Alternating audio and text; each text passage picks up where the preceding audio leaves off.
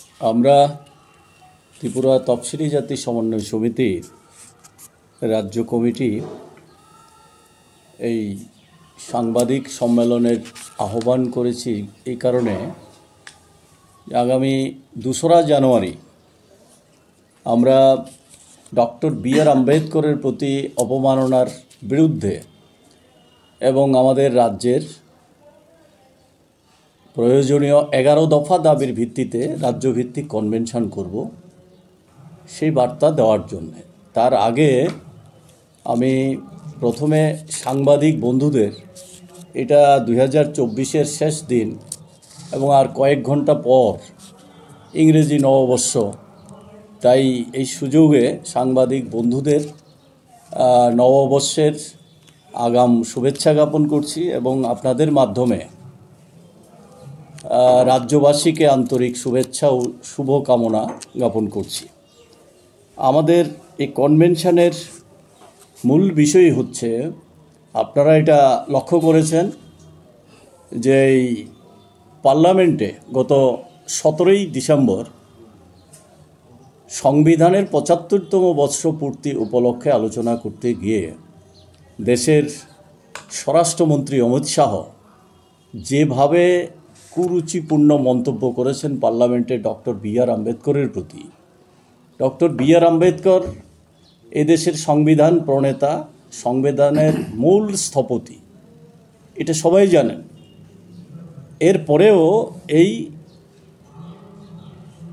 সংবিধান প্রণেতাকে সংবিধানের নামে শপথ নিয়ে পার্লামেন্টে দাঁড়িয়ে এই অসম্মানজনক, অপমানজনক যে আচরণ, তার তীব্র প্রতিবাদ আমরা করছি। আমরা এটা লক্ষ্য করেছি, আজকের এই বিজেপি তো আরএসএস দ্বারা পরিচালিত, সংঘ পরিবার দ্বারা পরিচালিত।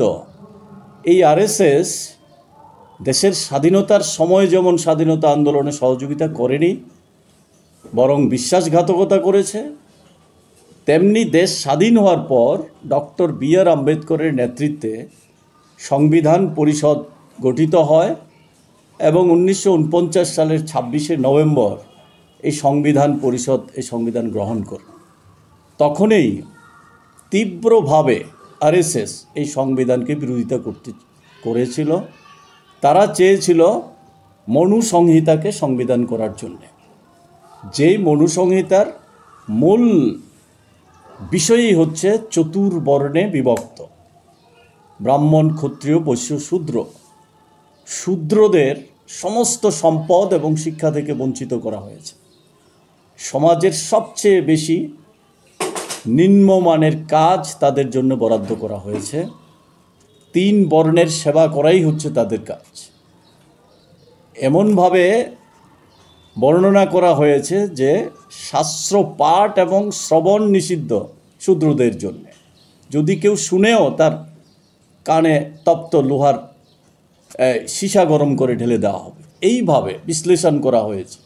তেমনি নারীদের সম্পর্কে, নারীরা প্রত্যেকেই শূদ্রাণী, অতএব তাদের সম্পত্তি, তাদের শিক্ষাতে কোনো অধিকার নেই, এইভাবে ব্যাখ্যা করা হয়েছে। যে মনু সংহিতা, সেটাকেই সংবিধান করতে চেয়েছিল আরএসএস, তখন বিরোধিতা করেছিল।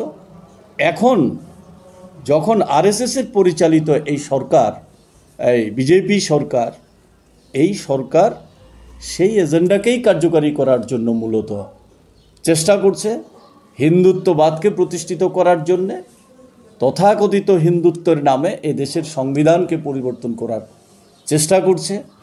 ওই সময় থেকে আম্বেদকরের প্রতি যে মনু সংহিতাকে গ্রহণ না করে সংবিধান রচনা করা হয়েছে, দেশকে সমৃদ্ধ করার জন্যে, স্বাধীনতার স্বপ্নকে বাস্তবায়িত করে সব ধর্মের, সব বর্ণের, সব ভাষাভাষী মানুষের অধিকার দিয়ে সকলের সমান অধিকার প্রতিষ্ঠিত করার লক্ষ্য নিয়ে এই সংবিধান রচিত হয়েছে।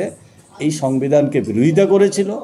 সেই দিনকার যে ক্ষোভ, যে ঘৃণা, তার বহিঃপ্রকাশে এই পার্লামেন্টে দাঁড়িয়ে অমিত শাহর মুখ দিয়ে বেরিয়ে এসেছে। তাই আজকে গোটা ভারতবর্ষে তার বিরুদ্ধে প্রতিবাদ হচ্ছে। ভারতবাসীরা, বিশেষ করে দলিত, তারপরে আদিবাসী, ওবিসি, ধর্মনিরপেক্ষ গণতান্ত্রিক মানুষ আম্বেদকরের প্রতি এই অসম্মান অপমাননা মেনে নেবে না, আমরাও মেনে নিচ্ছি না। তার বিরুদ্ধে আগামী 2রা জানুয়ারি আমরা রাজ্যভিত্তিক এই কনভেনশন করব। সেখান থেকে ব্যাপক আন্দোলন আমরা সংগঠিত করব অমিত শাহের পদত্যাগের দাবিতে। সেই সঙ্গে